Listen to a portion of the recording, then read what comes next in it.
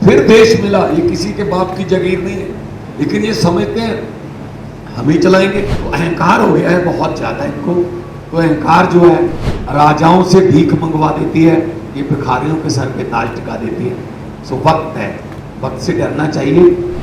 अगर समय पर आवाज ना उठाई गई तो शायद अगली बारी लोकतंत्र की अस्थियों को बहाने की होगी। एक ही तरीका है, अगर इलेक्शन में नहीं जीते तो बाई इलेक्शन से जीत जाओ, उनके बंदे तोड़ लो, बाद में बाई इलेक्शन करवा लो और कह दो कि जनता का ये फैसला है।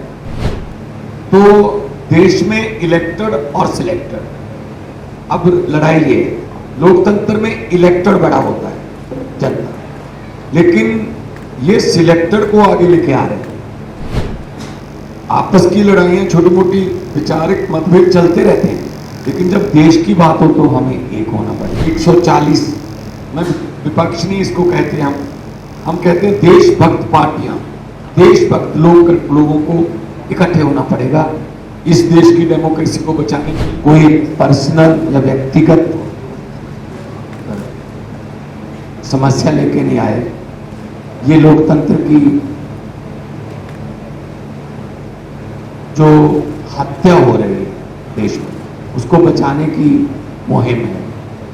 पिछले दिनों हमने देखा था हमारे अंतर्राष्ट्रीय पहलवान अपने जीते हुए पदकों को श्री गंगा जी में बहाने के लिए हरिद्वार गए थे। अगर समय पर आवाज ना उठाई गई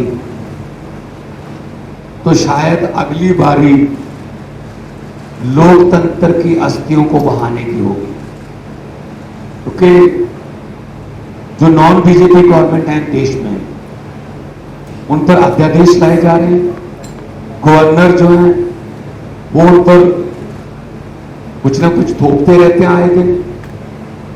कभी कहते हैं हम आपका बजट सेशन नहीं होने देंगे, कभी कहते हैं हम आपके द्वारा काउंसिल ऑफ मिनिस्टर द्वारा पास किया हुआ भाषण नहीं पढ़ेंगे, हम अपनी मर्जी से पढ़ेंगे। तो देश में इलेक्टेड और सिलेक्टेड, अब लड़ाई ये लोकतंत्र में इलेक्टेड बड़ा होता है जनता, लेकिन ये सिलेक्टेड को आगे लेके आ रहे हैं।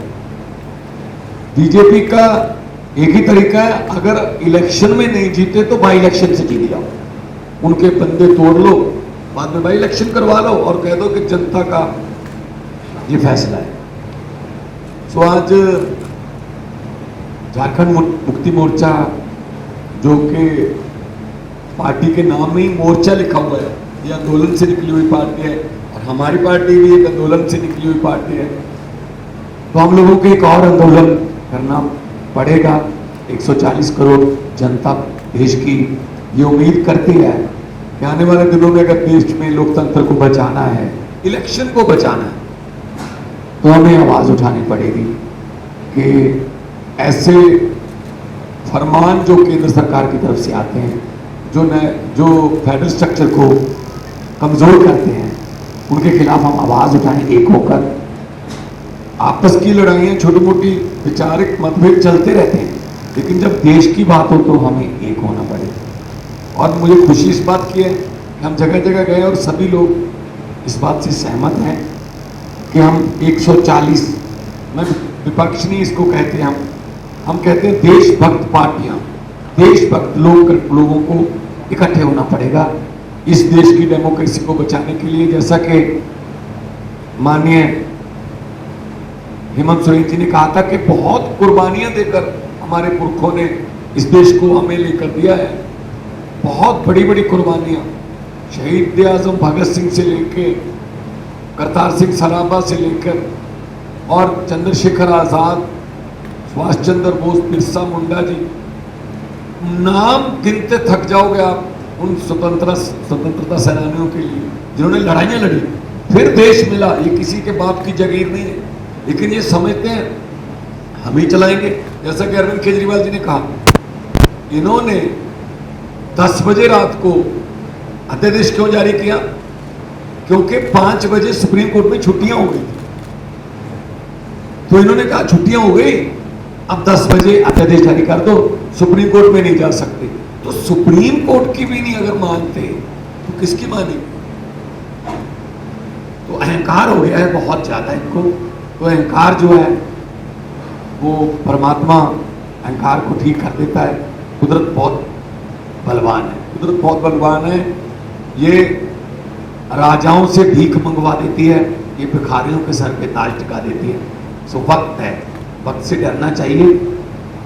मैं भी बहुत निम्रता सहित बेनती करता हूँ केंद्र सरकार को, अहंकार मत करो, क्योंकि जनता है, लोकतंत्र में जनता बड़ी है।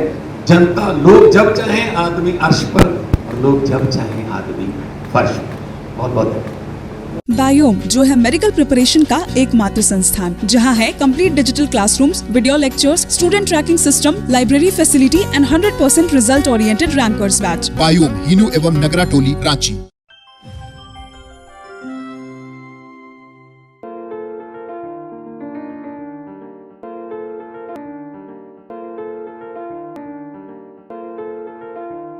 thefollowup.in.